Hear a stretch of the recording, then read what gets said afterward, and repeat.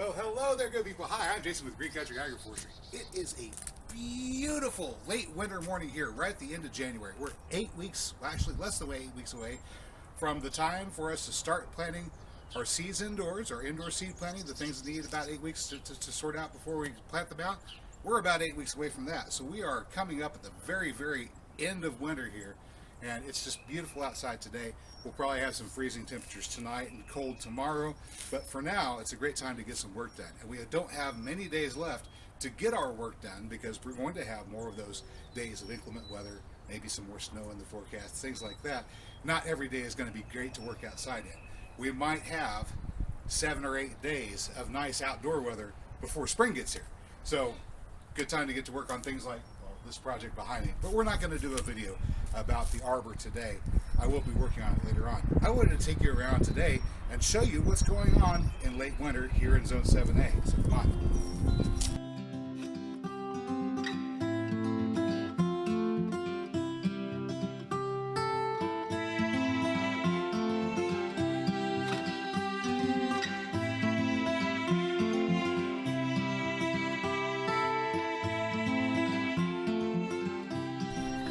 Now, one of the first things I wanted to point out to you is what's going on in this patch over here. We set this up late last year.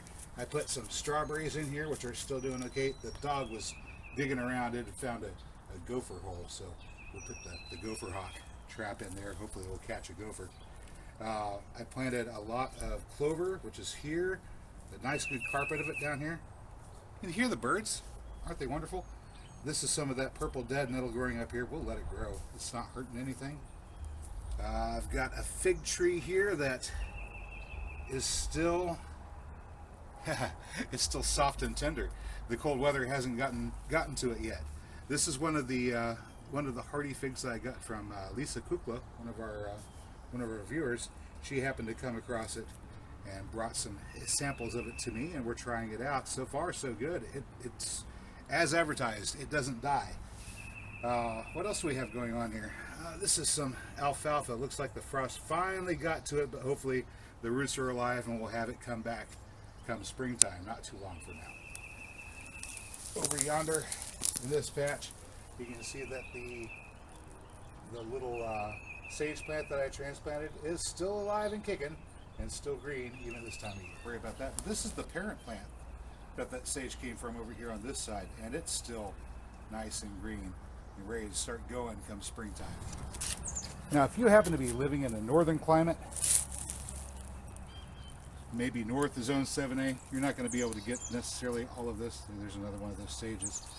But down here, underneath the sage, this is purple dead nettle.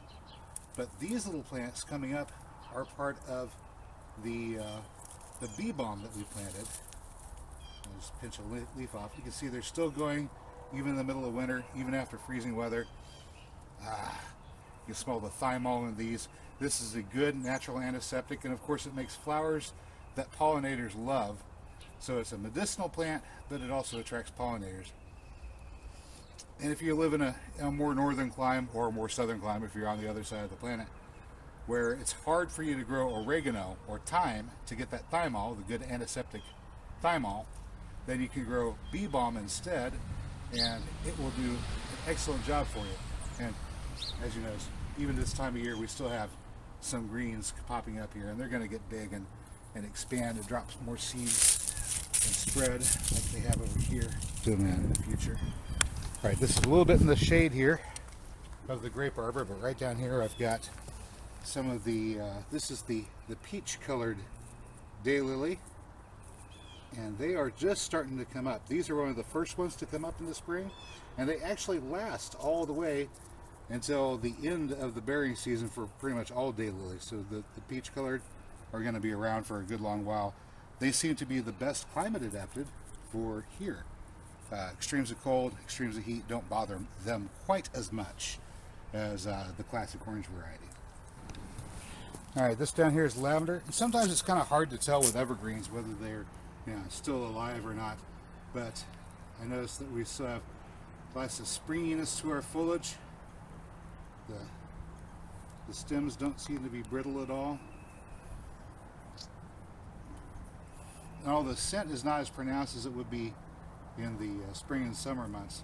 It appears that our lavender is still alive. This plant here is a native yarrow. It only very recently lost the flowers that were on the top of it. Yeah, it was in flower up until just recently. I have another plant indoors that is also coming out of its flowering stage, so it was about time for it to stop flowering in any case. But you can still see we have green vegetation, a little wilty. We'll see if it keeps on keeping on, but this particular type of yarrow I have seen just right after one of the worst ice storms and still be green and still be growing.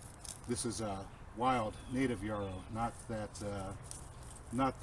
frou-frou nursery variety that comes in pinks and yellows and stuff like this. This is just white flowered native yarrow. Achillea milliforum, medicinal plant. Styptic, good for stopping bleeding, and analgesic, good for dealing with pain and fever reducer. Very good plant. Here's another sage, looking pretty healthy. Yep. You know, to say it's been an odd year might be a bit of an understatement. I've got sap still up here and here in this pear, and although a lot of the leaves have died, we do still have some green still on. This is a Bartlett pear. I was kind of hoping that this little tree right here would take off and do something for us. It hasn't really yet. This is a Yopon holly. So Ilex vomitoria.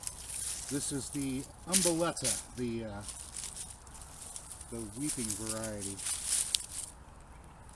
of Yopon holly. Interesting. The leaves contain caffeine in the same way that tea and coffee gives you caffeine. This is a caffeine producing plant. A caffeinating plant, by golly. Also contains theobromine or bromide, which is that substance that makes you feel pleasant after consuming chocolate. We found in these as well. Of course, it is an Ilex vomitoria, so if you consume too much of it, it will give you some stomach discomfort, including, as the name suggests, some involuntary regurgitation. So. Okay, I'm over here at our other Bartlett pear, and as you can tell, we still have green stems right here at the extremities. We still have sap up. So although I need to come up here and I need to top this tree down to 14 foot, it's a good 18 to 20 foot tall now at its tallest, we still have sap up. So I'm going to wait. I can't wait much longer, and I'll show you why. All right, so we are out here by the front of the driveway, by the Italian irises, and over here by where that western spiderwort, prairie spiderwort is. I put an iris in here. I found an iris that produces a blue flower, so I was interested to see what that looked like in reality, so I planted that. It looks like it's doing fine, but look here, all around ground level, all these little things popping up here. We got a band of them here, and if I come over a little bit behind the iris, you'll see them starting to poke up through the mulch here. There's little ones here, and here, all the way out. I have two bands of daffodils planted here. Two bands of daffodils, and they are already starting to poke up. So spring is on its way, people. The daffodils are waking up. That's a good indicator that we just have a couple short weeks of winter left, and it's going to be time to start planting in onyx. So I'm going to need to get busy and get some spaces set up, and of course that means I need to knuckle down and get that grape arbor finished, get the grapes in the ground, obviously before they come out of dormancy, because that time is almost upon us, people. These guys are the yellow Stella d'Oro, sort of the contrast. You know, I showed you where the peach ones are already starting to pop up and show some green. These yellow ones, well, hello, look here, look at that. Underneath, we've got some green showing here too, right there. A little bit of green showing. See a little bit of green showing. So, not much here yet. So here in the next couple of weeks, we will be getting in here and doing some relocation of these yellow Stella d'Oro daylily. I'm going to move a bunch of these out towards the front of the property by the retaining wall out there by the road, and do a 3-tier system with those also. The Stella d'Oro are short, the classic orange are a little bit taller, and then behind that we'll put canna lilies, which are the tallest. So we'll have 3 tiers going up from east to west on the front of the road there. That should look good. Back here over at the air layer bed, we've got some propagation going on. Yes, even now we're doing some propagation. Let's move this lid out of the way. I don't know if they need it or not. I mean, I do have some here that aren't benefiting from that plastic cover, but these are rosemary cuttings that have rooted. These are all rooted cuttings, and if you would like a rosemary plant of your very own, these are from a cuttings taken from a sample that survived the Oklahoma winter last year. So these are fairly cold hardy rosemary, and we have them available for sale at the website www.greencountryagroforestry.com. You can get rosemary from me, or you can get it from the box store. You're going to pay about the same price either way, but if you get it from me, you'll at least know who to blame if it doesn't grow. And of course, you see here our garlic in here. All little garlic that we got growing, planted with a wire cloth V trough underneath it so that gophers can't get up there and eat my garlic. Lots of that purple dead nettle growing here. I had some peas planted here and there, but they've died off, which is fine. They're just there to provide nitrogen for the garlic, help the garlic grow nice and healthy. We've got 1 foot spacing between our garlic plants here, so they should get nice and big.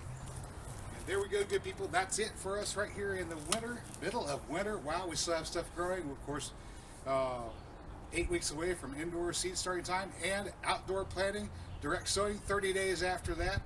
Wow, it is coming on, and it's coming on fast. That's all I've got for you today, good people. As always, if you found the video informative or entertaining, you know what to do. I will catch you next time.